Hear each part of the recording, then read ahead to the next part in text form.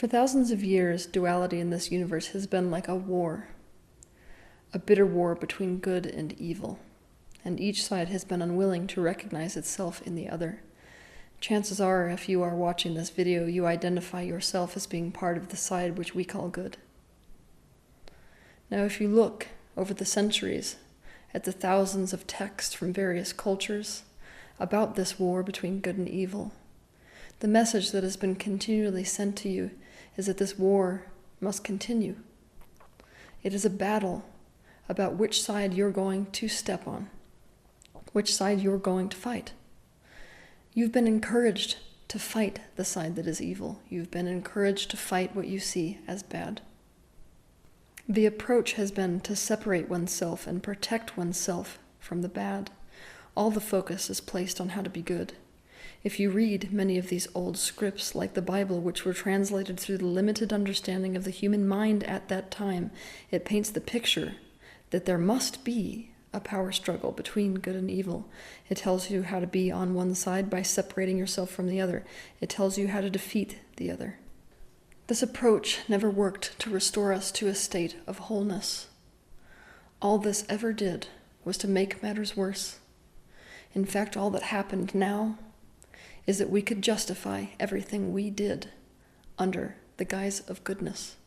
Now we had a justification for war. Now we had a justification for genocide. Now we had a justification for stealing things. Now we had a justification for rape. We had a justification for anything as long as we labeled it bad. When embodiments of the divine, such as Buddha or Jesus Christ, came down to the earth, they did not teach this war. What they taught was love, the exact opposite. But what does it mean to love? To love is to take something as thyself, to pull it closer to yourself, to see it as a part of yourself, to no longer exclude it from you. This naturally leads you into compassion and kindness towards the thing you love and towards meeting the needs of that thing. But they did not teach you to do this selectively. Now, those of you who are familiar with Christianity understand that Jesus is famous for his loving and caretaking of the lepers within society, a group that was believed to be bad. He did not teach to love things conditionally. His teaching, which was wonderfully played out through this concept of his caretaking of the lepers, was that there are no exceptions, because there aren't. When it comes to love, there are no exceptions whatsoever. What he was teaching was to love the things especially that you push away from yourself. The Buddha recognized his adversary, Mara, as himself. He saw him as equally responsible for his own enlightenment, and he did not teach to cast him out or defeat him so as to separate from him. He taught his disciples the opposite, to metaphorically invite their own Mara in for tea. We have made love, which is to take something as part of yourself, conditioned upon something being good, which is the original perpetration that was made against us on behalf of the society that we were born into. We were born in a state of wholeness. We were taught by the people we came to the aspects of us were not lovable, were not acceptable, and were to be excluded from our being, and so we fragmented ourselves. We didn't take those things as part of ourself, and that was the very first action of self-hate instead of self-love.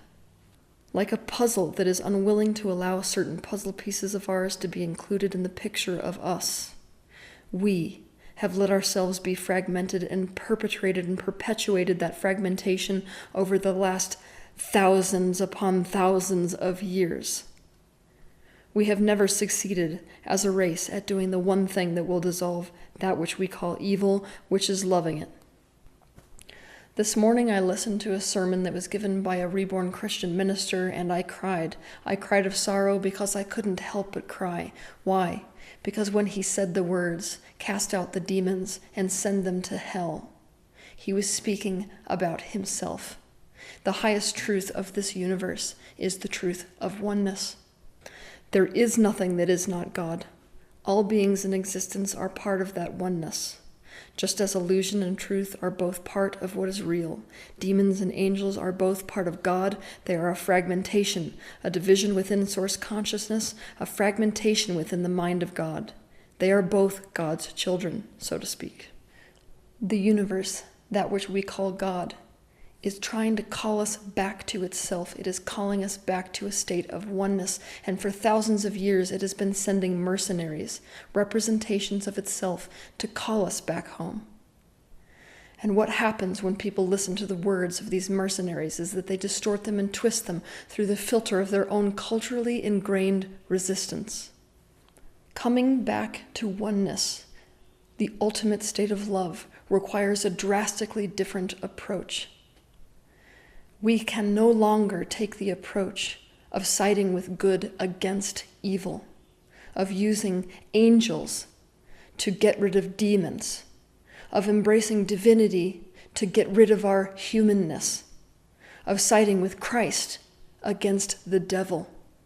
This approach has got to stop. On a personal level, we have got to take a different approach relative to ourselves. When we look within us at the things that we do not like about us, we cannot keep trying to separate ourselves from it, get rid of the things we don't like about ourselves, get rid of the things that we think are unacceptable, so that we can purely side with the things in us that we see as good, that we judge as good, that we deem acceptable. This is a fragmentation within us, and we will never achieve a state of wholeness and integration within ourselves if we don't do this.